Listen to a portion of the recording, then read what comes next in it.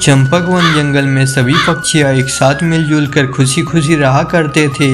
उसी जंगल में टुनटुनी का पति बंटी कबूतर अंडे बेचने का व्यापार किया करता था। उसके पास काफी मुर्गियाँ थी जो ताजे और बढ़िया अंडा दिया करती थी। बंटी की दुकान पर अंडे खरीदने वालों की भीड़ लगी रहती थी। बंटी कबूतर की दुकान के सामने ही मुरली चिड़े की एक अंडे की दुकान थी, पर मुरली चिड़े बाजार से ही अंडे खरीद कर बेचा करता था, इसलिए पक्षियों को बंटी की दुकान का ही अंडा पसंद आता था। अरे बंटी भाई, तुम्हारी मुर्गी के अंडे खाकर ही हमारा नाश्ता पूरा होता है। बहुत ही बढ़िया अंडे होते हैं तुम्हारे। शुक्रिया भैया। ये लो भैया, आपके अंडे पैक कर दिए हैं। अरे तू तो सारा दिन दुकान पर ही मक्खियाँ मारते रहो और इधर देख, ये कमा कमा कर बहुत ही आगे बढ़ गया है। ये लो, तुम्हारे लिए सब्जी और रोटी लेकर आई हूँ, खा लो। कुछ तो करना ही होगा उसकी दुकान का। उसकी दुकान पाली हुई मुर्गी के कारण ही इतनी चल रही है। मुझे इसकी मुर्गी का ही कुछ न कुछ हिसाब करना होगा। मुरली चिड़ा रात को मौका देकर बंटी की पाली हुई सारी मुर्गियों को खोल देता है। अगले दिन जब बंटी कबूतर मुर्गियों को गायब देखता है तो उसके होश उड़ जाते हैं। हे भगवान, मेरी सारी मुर्गियाँ कहाँ चली गई? सारी मुर्गियाँ गायब हो गई है। माँ, टुनटुनी टुनटुनी जल्दी आओ, हम तो बर्बाद हो गए। हमारी सारी मुर्गियाँ ना जाने कहाँ चली गई है। हे भगवान, ये क्या हो गया? लगता है किसी ने मुर्गियों के ताले तोड़कर इन्हें भगा दिया है। कोई आपके काम से इतना जलता है, उसी ने ये सब किया है। अब मैं क्या करूँगा पता नहीं। मुझसे अब किसकी दुश्मनी हो सकती है। बंटी कबूतर उदास मन से अपनी दुकान की ओर चला जाता है, पर वहां पर मुरली की दुकान पर अंडे खरीदने वालों की भीड़ देखकर वो हैरान हो जाता है। क्या हुआ बंटी भाई, आज तुमने दुकान नहीं खोली? क्या तुम्हारी मुर्गियों ने अंडे नहीं दिए? मुझे पता है ये सारा मुरली का ही किया धरा है। मेरे पास इसे पकड़ने के लिए अभी कोई सबूत नहीं है, इसलिए इस वक्त मुझे चुप ही रहना चाहिए। यही मेरे लिए ठीक होगा। बंटी कबूतर बहुत ही परेशान रहने लगा था। उसकी मुर्गियां खो जाने से उसके पास अब कोई भी काम नहीं रह गया था। मुरली दिन प्रतिदिन अपनी दुकान में अंडे बेचकर पैसे कमा रहा था। बंटी को इस तरह मायूस देखकर टुनटुनी और उसकी माँ बहुत ही दुखी थी। एक दिन टुनटुनी चिड़िया ने अपनी सास से कहा, माँ जी, मेरे पास ये सोने की अंगूठी रखी है। चलिए हम इसे बाजार में बेचकर नई मुर्गियाँ खरीद लाते हैं और उन्हें दे देंगे। नई मुर्गियाँ होगी तभी तो नया काम शुरू हो सकेगा ना। तुम जैसी बहू जिसके घर में भी हो, वो घर स्वर्ग से कम नहीं है। ठीक है, चलो हम मुर्गियाँ खरीद लाते हैं, चलो। वे दोनों पूरा बाजार घूम लेते हैं, लेकिन पूरा बाजार तो बंद था। थक हार कर वो दोनों सास बहू एक जगह रुकते हैं और बातें करने लगते हैं।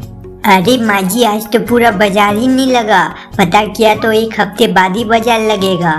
अब हम क्या करेंगे? एक हफ्ते तक बंटी को खाली ही बैठना पड़ेगा। क्या करें माँ जी, एक हफ्ते तक तो हमें इंतजार ही करना पड़ेगा। तभी वहाँ पर एक जादूगरनी प्रकट होती है। मेरे पास तुम्हारी समस्या का हल है। मैं जानती हूँ तुम्हारी परेशानी क्या है। तुम किस परेशानी से गुजर रहे हो? आप कौन हैं और आपको कैसे पता कि हमारी क्या परेशानी है? मैं एक जादूगरनी हूँ और मैं दुखी पक्षियों की सहायता करती हूँ। अच्छा, तो आप हमारी परेशानियों का हल कर दीजिए जादूगरनी जी। लगता है तुम दोनों सास बहू में बहुत ही प्रेम है और ऐसे रिश्ते देखकर मुझे बहुत ही खुशी मिलती है। मैं जानती हूँ कि तुम दोनों यहाँ पर मुर्गियाँ खरीदने के लिए आई थी, लेकिन बाजार बंद देखकर वापस अपने घर लौटने लगी थी। मैं तुम्हें ऐसी बीज दूंगी जिसकी सहायता से तुम अंडे की खेती कर सकती हो और उसके लिए तुम्हें मुर्गी खरीदने की भी जरूरत नहीं पड़ेगी। क्या अंडे की खेती? पर ये कैसे हो सकता है? ऐसा कौन सा बीज है जिससे अंडा पैदा किया जा सकता है?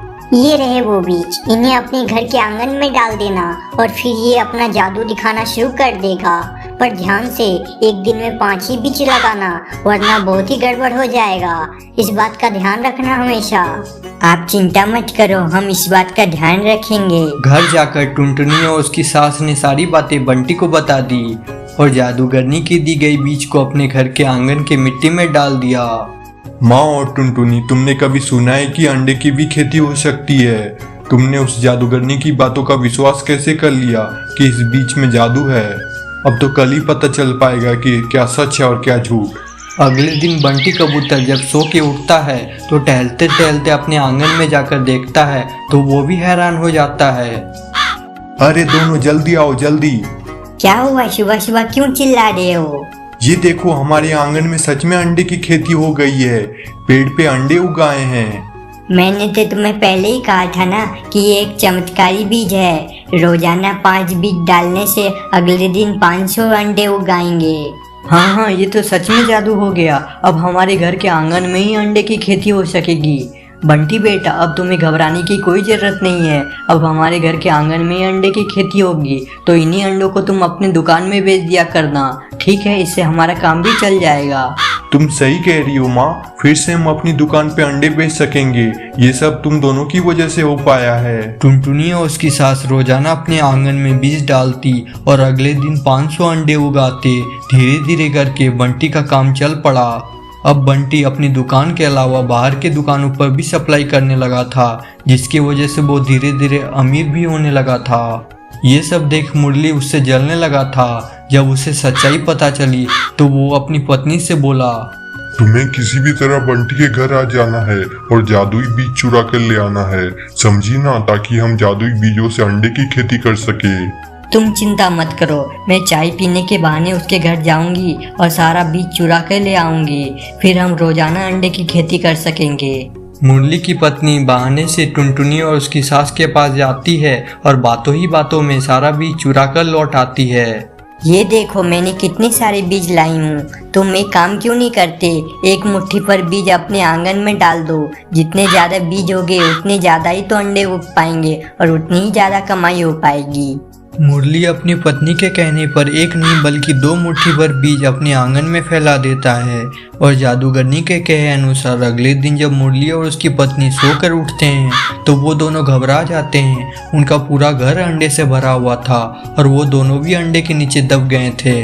तभी अचानक दुकानदार का नौकर ये सब देख लेता है। अरे हमें कोई बचाओ, हमें बचाओ, हम मर जाएंगे, जल्दी हमारी मदद करो कोई। ये सब कैसे हो गया? माँ और चांदनी ये दोनों इस अंडे के नीचे दब गए हैं, इनकी मौत भी हो सकती है, हमें इसकी मदद करनी पड़ेगी। तभी वहाँ पर जादूगरनी आ जाती है। तुम दोनों सास बहू को शायद ये पता नहीं होगा कि इस मुरली की पत्नी ने तुम्हारे घर में जादुई बीज चुराए थे, पर ये दोनों नहीं जानते हैं कि लालच का फल हमेशा बुराई होता है। इन्होंने चोरी की है, इसकी सजा तो मैं इन्हें दूंगी। नहीं नहीं जादूगरनी जी, इन दोनों को माफ कर दीजिए। इनसे हमारी कोई दुश्मनी नहीं है, ये हमारी पड़ोसी है, इसलिए इन्हें एक मौका देना चाहिए। हाँ जादूगरनी जी, इन दोनों को छोड़ दीजिए। अरे बंटी, मुझे माफ कर दे, मैंने ही तुम्हारी सारी मुर्गियां भगा दी थी ताकि तू बर्बाद हो जाए, पर आज तू हमारी ही मदद करने के लिए खड़ा है। आज तो मैं तुम दोनों को छोड़ रही हूँ, लेकिन दोबारा से तुम दोनों ने लालच किया या किसी को परेशान करने की कोशिश की तो मैं तुम दोनों को चूहा बना दूंगी और अपने पास कैद करके रखूंगी। मुरली को अपनी भूल का पछतावा होता है और वो सभी से माफ़ी मांगता है और दोबारा किसी से ना जलने की कसम खाता है। उस दिन के बाद से टुनटुनी और उसकी सास अंडे की खेती करने लगी और बंटी अंडे बाजार में बेचकर अच्छे पैसे कमाने लगा।